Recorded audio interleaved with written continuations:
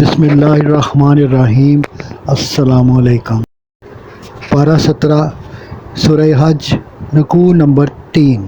فرمایا، ایمان والوں کو انعامات سے نوازا جائے گا اور جنت ان کا دائمی ٹھکانہ ہوگا، اور منکرین مسلمانوں کو مسجد الحرام جانے سے روکتے تھے، انہیں دردناک عذاب ملے گا۔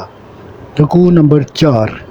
فرمایا کہ ابراہیم علیہ السلام کو حکم دیا کہ یہاں بیت اللہ بنائے جس میں اللہ کے سوا کسی کی عبادت نہ ہوگی اور اسے پاک رکھا جائے، طواف، رکوع اور سجدہ کرنے والوں کے لیے، اور لوگوں کو اس کے حج کے لیے پکارے، وہ قربانی دیں اور اس گھر کا طواف کریں۔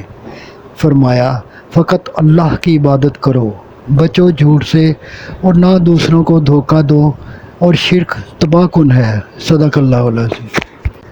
آپ سے گزارش ہے کہ چینل کو سبسکرائب کر دیں اور گھنٹی کے بٹن کو دبا دیں۔ دعا ہے کہ اللہ تعالیٰ آپ کو صحت و تندرستی والی لمبی زندگی عطا فرمائے۔